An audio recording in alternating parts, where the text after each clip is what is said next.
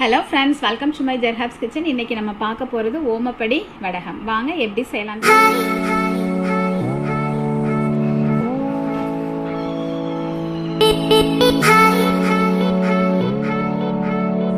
2 tumbler ration பச்சரிசி எடுத்திருக்கேன். இதுக்கு நம்ம தேவையானதெல்லாம் இப்போ போட்டுடலாம். 1 ஸ்பூன் கிட்ட நான் ஜீரகம் போடுறேன் இதில். அப்புறமா ஒரு 6ல இருந்து 7, நம்ம காரம் தகுந்த மாதிரி 6ல இருந்து 7 பச்சை மிளகாவை இந்த மாதிரி நான் அரைச்சி சேர்த்துக்கிறேன். அப்புறம் ஒரு 1/2 ஸ்பூன் கிட்ட பெருங்காய பொடி, தேவையான அளவுக்கு உப்பு எல்லாத்தையும் போட்டுட்டு இப்போ 2 டம்ளருங்கிறதுனால நான் இதில் 5 டம்ளர் தண்ணியை இதில் ஆட் பண்ணுறேன். ஆட் பண்ணி நம்ம ஒரு 5 விசில் கிட்ட வச்சு எடுத்துடணும். நான் இப்போ நைட்டு தான் செஞ்சிட்டு இருக்கேன். ஆனால் காலையில தான் நம்ம இதை புளிஞ்சு எடுப்போம். அப்போ நல்லா ஆறி இருக்கும் பார்த்தீங்களா, அதனால அந்த மாதிரி பண்ணுறோம். இப்போ நம்ம இதை 5 விசில் எடுத்ததுக்கு அப்புறம் நான் காமிக்கிறேன். 5 விசில் அடிச்சு அந்த ஸ்டீமும் போனதுக்கு அப்புறம் நான் ஓப்பன் பண்ணியிருக்கேன். நல்லா குழஞ்சி இருக்குது. உங்க வீட்டு குக்கர்ல எத்தனை விசில் வந்துச்சுன்னா குழையுங்கிறத பார்த்து அதுக்கு தகுந்த மாதிரி வச்சுக்கோங்க. இப்போ நல்லா நம்ம கிளறி விட்டுக்கலாம். கிளறிட்டு நம்ம மூடி வச்சுட்டு காலையில தான் நம்ம இதை இது பண்ண போறோம்.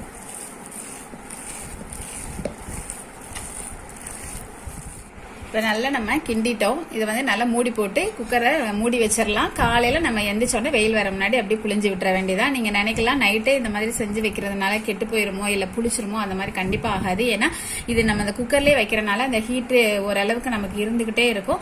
நம்ம விடிய காலையிலே நம்ம இதை ஊத்துறதுனால அது எந்த விதத்திலயும் கெட்டு போகாது. நம்ம காலையில நான் காமிக்கிறேன். நேற்று நம்ம குக்கரில் வச்சிருந்தோம் இல்லையா, அதை நான் இப்போ வேற ஒரு பாத்திரத்துக்கு மாற்றிட்டேன். இந்த அளவுக்கு இருக்குது.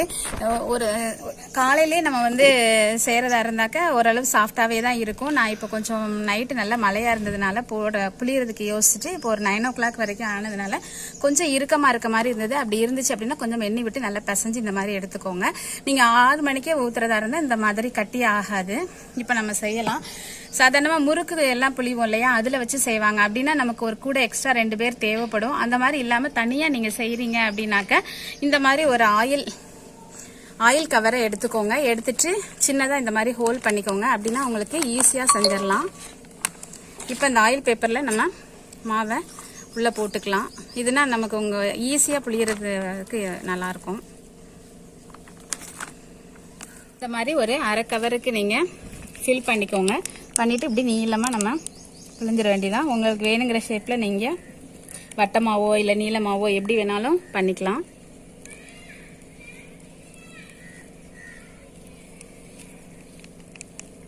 இது உங்களுக்கு சீக்கிரமாக சட்டுன்னு வேலையாயிடும்.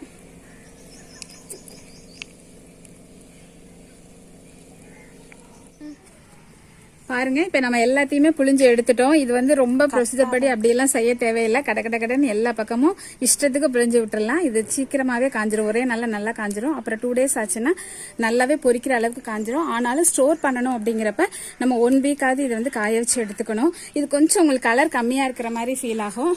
ஏன் அப்படின்னா குக்கர்ல அரிசி வேகும் போதே பச்சை மிளகாய் சீரகம் எல்லாம் போட்டேன் இல்லையா, அதனால இந்த கலர் இருக்கு. உங்களுக்கு ரொம்ப ஒயிச்சா வேணும்னு ஆசைப்பட்டீங்க அப்படின்னா சாதத்தை செஞ்சுட்டு அதுக்கப்புறம் கொஞ்சம் ஆறுனதுக்கு அப்புறமா சீரகம் பச்சை மிளகாய் அரிசி இதெல்லாம் போட்டுக்கோங்க.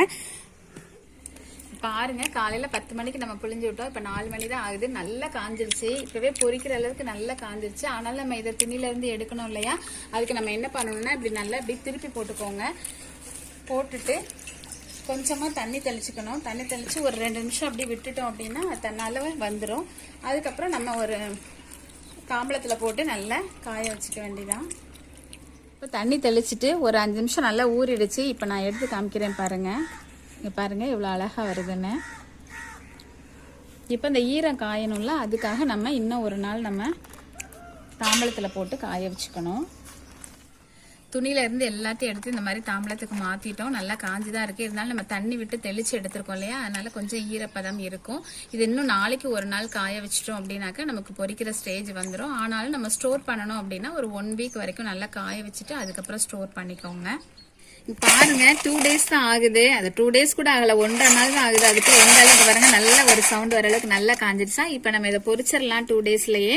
ஆனா நீங்க ஸ்டோர் பண்ணணும் அப்படின்னா ஒரு 1 week ஆகுது காய வச்சுட்டு ஸ்டோர் பண்ணுங்க. இந்த வத்தல நம்ம பொரிச்சிடலாம்.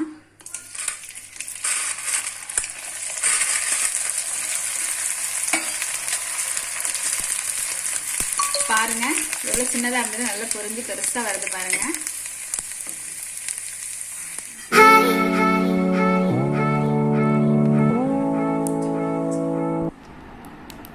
சூப்பரா ஓமப்படி வடகம் ரெடி ஆயிடுச்சு. இதே மாதிரி நீங்க வீட்ல ட்ரை பண்ணி பாருங்க. இது ஈஸியானதும் கூட. கூழ் எப்படி காய்ச்சணும், அது வெந்துருச்சா அந்த மாதிரிலாம் பார்க்க வேண்டிய அவசியமே இல்லை. அதனால கண்டிப்பா ட்ரை பண்ணி பாருங்க. ஃப்ரெண்ட்ஸ்க்கு ஷேர் பண்ணுங்க. பிடிச்சிருந்தா சேனலை சப்ஸ்கிரைப் பண்ணுங்க. Okay, bye friends.